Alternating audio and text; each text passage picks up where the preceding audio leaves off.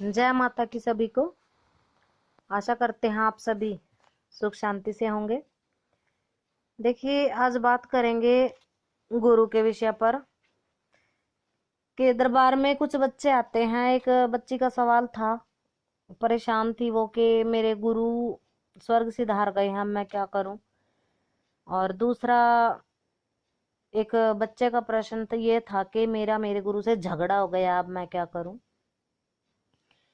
अब दोनों ही स्थिति किसी न किसी के साथ बनी हुई है और हमारे साथ भी, हम खुद स्वयं भुक्त भोगी हैं इस चीज के। तो देखिए, अब किस कंडीशन में क्या करना चाहिए। सबसे पहले बात करेंगे जिनके गुरु स्वर्ग सुधार गए हैं वो क्या करें।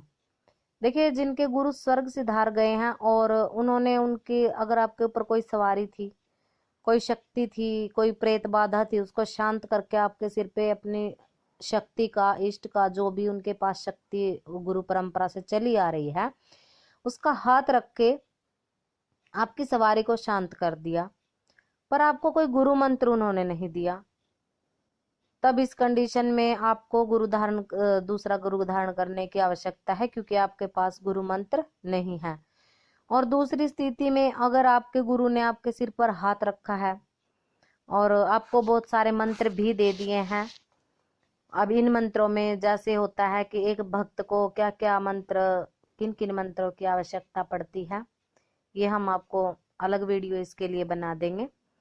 और जैसे अब आपको एक दो मैं उदाहरण दे देती हूँ कि सोच के चलो, आपको किसी के ऊपर चौकी भेजनी है, ये मंत्र आपको गुरु ने दे दिया, पर उसकी क्रिया नहीं बताई, विधि नहीं बताई कि किस प्रकार से आपको चौकी देनी है। आप किसी शत्रु को बीमार करना चाहते हो और वो मंत्र आपके पास है पर क्रिया नहीं है, विधि नहीं है, और गुरु आपके स्वर्ग सिधार गए हैं, गुरु मंत्र भी आपने सिद्ध नहीं कर रखा, तो देखिए, आधा अधूरा ज्ञान हमेशा ही नुकसानदायक होता है। या तो बिल्कुल ही इंसान को ज्ञान ना हो तब भी वो नहीं भटकता, और या फिर अगर पूरा ज्ञान हो तब वो उसे चल सकता है सही रास्ते पर अगर आधा अधूरा ज्ञान है, उसको मंत्र है पर सिद्ध करने की क्रिया नहीं आती, चलाने की क्रिया नहीं आती, इस मंत्र को किस प्रकार से उसमें क्रिया में लाया जाए, किस प्रकार से इससे कार्य लिए जाए, ये नहीं आता, तो इस स्थिति में भी आपको दूसरा गुरु धारण करने की आवश्यकता होती है। पर पहले गुरु की शक्ति आपके साथ चलती है, ये शुरू से चलता आ रहा है।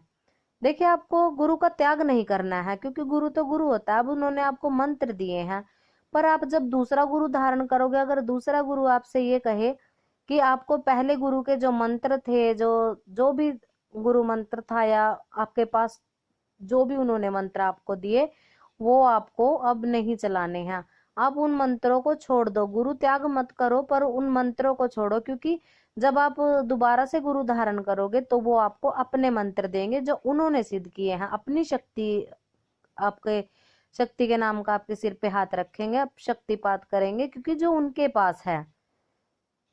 और अगर आप नया दोबारा गुरु धारण करने के बाद पिछले गुरु के मंत्रों को चलाते हैं, तो अपने जो आपने दोबारा गुरु धारण किया उनसे आज्ञा आपको लेनी पड़ेगी। अगर वो आज्ञा देते हैं तो ही आप उन मंत्रों का यूज कर सकते हैं, उनको चला सकते हैं। अगर आपके गुरु आपको आज्ञा नहीं देते हैं तो आपको उन मंत्रों का इस्तेमाल नहीं करना है, आपको वो मंत्र त्याग देने हैं, जल में विसर्जन कर देना है, अगर आपके पास वो लिखित में है। और अगर आपने उनको मानसिक तौर पे याद कर रखा है, तो आप, जैसे आपके परिवार के लोग हैं, उनको वो मंत्र बताकर आप उसको खंडित कर सकते हैं, ये तरीका होता है। और अब बात करेंगे जिनका अपने गुरु से झगड़ा हो गया है, वो बच्चे क्या करें। देखिए, अगर आपका अपने गुरु से झगड़ा हुआ है, गुरु ने आपको कुछ सिखाया नहीं है, और वो अपने अभिमान में चूर होकर आपको ये बोलते हैं कि जो भी है, आप उनसे क्रिया पूछते हो वो क्रिया नहीं बताते, कोई मंत्र आप मांगते हो वो मंत्र नहीं देते, और किसी भी बात को लेकर आपका झगड़ा हुआ। देखिए, हम आपसे एक बात कहना चाहेंगे, गुरु गुरु होता है। अगर आप की खुद की गलती है गुरु से झगड़ा होने में, आप अपने अभिमान में चूर हो, आप समय से पहले उनसे कोई गुरु मंत्र या फिर किसी और चीज की मांग करते हो, अगर आपकी गलती और गुरु से आपका झगड़ा हुआ है, तो आपको अपने गुरु से माफी मांगनी चाहिए। उनसे माफी मांग करके जिस प्रकार से जितने वक्त में आपको वो सिखाते हैं, जो आपके लिए अच्छा है वो आप करें। और दूसरी स्थिति में अगर गुरु अभिमानी है, आपकी शक्ति का बंधन कर दिया है और आपका जो कार्य चल रहा था, जो दरबार आपका सही चल रहा था, जलन में उसने आपकी अगर गद्दी बंधन किया है, तो इस स्थिति में आपको उस स्थिति में भी गुरु का त्याग नहीं करना है, क्योंकि गुरु से बड़ा गुरु का नाम होता है। आपको उसी गुरु का नाम लेकर के अपने इष्ट की सेवा करनी है। अगर आपके गुरु ने कमी की है, अगर आपका गुरु अभिमानी है और आपके जो तरक्की है उसको देखकर वो जलन महसूस करता है और आपके साथ कोई बुरा कर्म करता है, तो आप उनका नाम लेकर के शुद्ध भाव से अपने इष्ट की सेवा लगाते रहिए, अपनी शक्ति की सेवा लगाते रहिए। तो जो उन्होंने आपके बंधन किए वो स्वतः ही खुल जाएंगे, क्योंकि गुरु फिर भी इंसान होता है, शक्ति से बड़ा नहीं होता। हाँ, ये बात अलग है कि शक्तियां गुरुओं के आगे चलती हैं, क्योंकि पुरानी परंपरा से ही कहा गया है, गुरु गोविंद दो खड़े काके लागू पाए, बलिहारी गुरु आपने जिन गोविंद दियो मिलाए।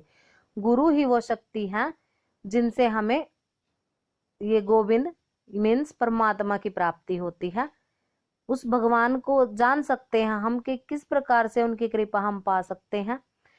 तो इस स्थिति में आशा करते हैं आपको दोनों ही स्थिति समझ में आ गई। अगर गुरु की गलती है, गुरु किसी भी प्रकार के जलन से आपको के साथ ये करता है, तो आपके पास मंत्र भी है और गुरु गद्दी भी है, तो आप अपने गुरु मंत्र का उसी तरह जैसे पहले आप जाप करते थे उसी विश्वास से जाप किए। गुरु का सिर्फ नाम, अब जैसे बोला जाता है ना कि राम से बड़ा राम का नाम, तो राम से बड़ा राम का नाम है। आप राम नाम का जाप करेंगे तो वो श्री राम से भी बड़ा है। ऐसे ही गुरु से बड़ा गुरु का नाम। अगर आपका गुरु से झगड़ा हो जाता है ना, तो आप गुरु त्याग मत करो, उन्हें गलत मत बोलो, क्योंकि गुरु को गलत बोलने वाले को तो भगवान भी कभी बख्शता नहीं। अपने गुरु के लिए मन से मैल निकालो और उनका नाम लेकर के आप अपने मंत्र का, गुरु मंत्र का उच्चारण जाप करते रहो।